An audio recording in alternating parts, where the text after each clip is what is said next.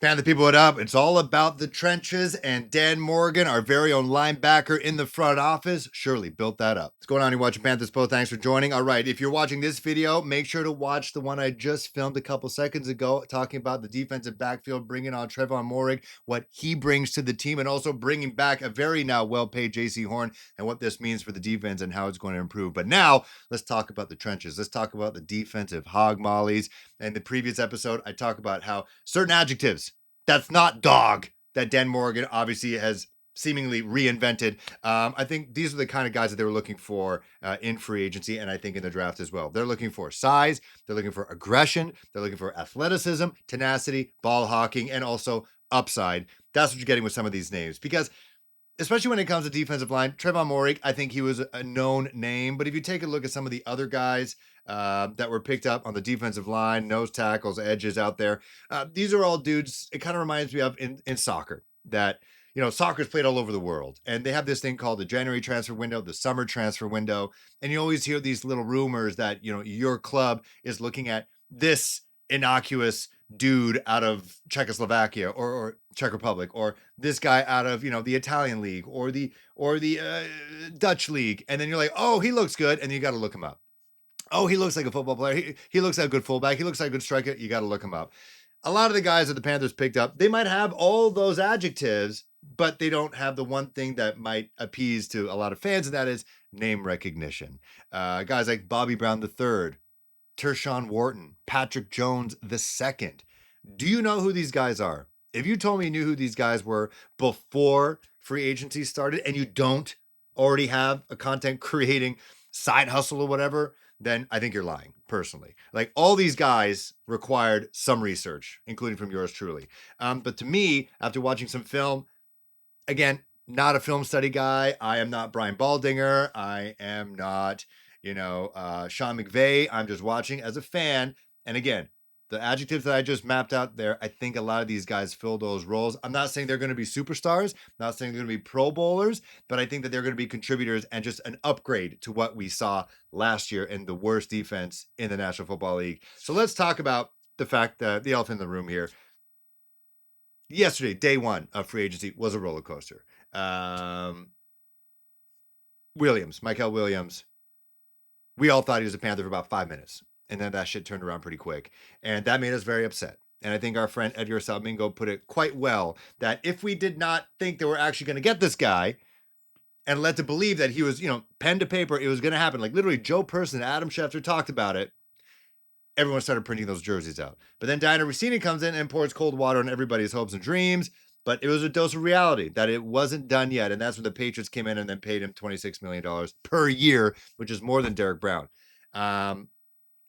And so we were pretty bummed out. We went from starting from zero hope to, well, actually, you know what? After hearing from what Daniel Jeremiah and other people saying they're looking forward to seeing what the Carolina Panthers do in free agency, maybe we're at 50%.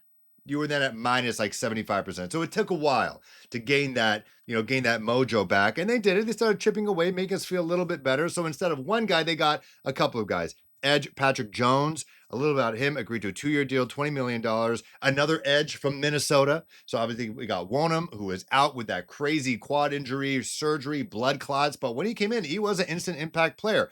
Patrick Jones, not as much of a known name. I did see him squat like 675 pounds, 700 pounds, so that's cool.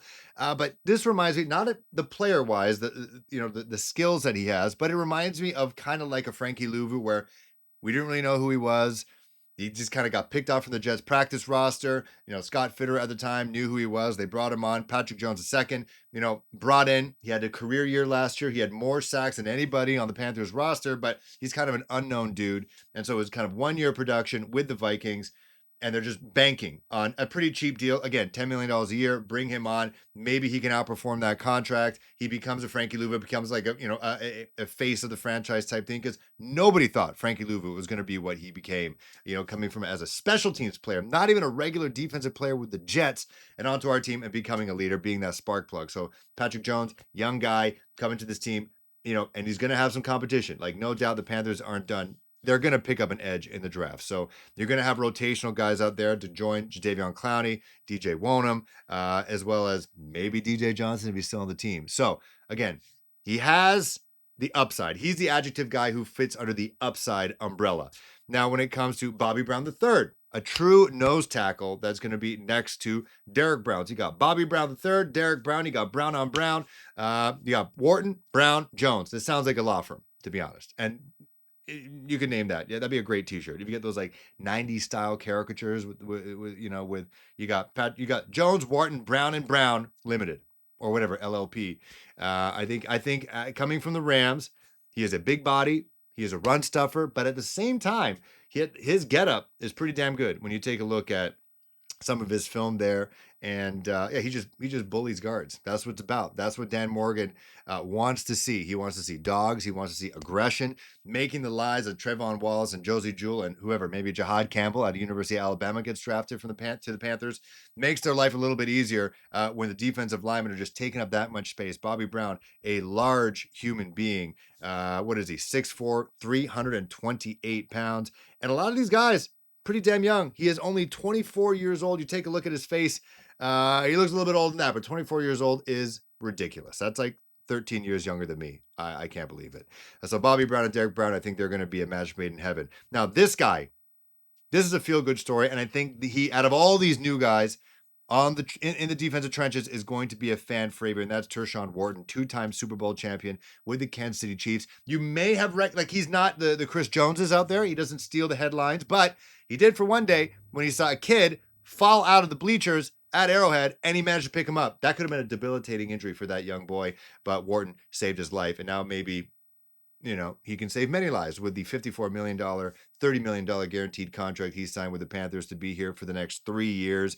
Again, Tershawn Wharton, he's bringing that Super Bowl mentality. He is aggressive. Let's just take a look at some of the stats that he had just last year alone. He had a prove-it deal with the Kansas City Chiefs, and in total, how many? He had 17 games played, 18 tackles, 11 assists, 16 solo tackles, 6.5 sacks, 2 pass deflected, and 1 forced fumble. He earned this contract. Again, this cat at 26 years old. So he's not a young buck, but he's still 26 years old. He's not really in his prime right now.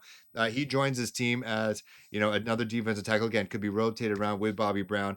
Him and Derek Brown could cause some serious issues. Bobby Brown, more of a run stuffer, aggressive, kind of a gap filler. Tershawn Wharton, if you take a look at his game with the Kansas City Chiefs, he's kind of both. He can stuff the run, but he is exceptionally athletic. He is 6'1", 280, so a little bit undersized, but he can kind of move around the offensive lineman, who are obviously much larger, not as nimble, and he is built like a brick shit house or shit brick house, one of those things. He is yoked out of his mind. His neck goes past his ears.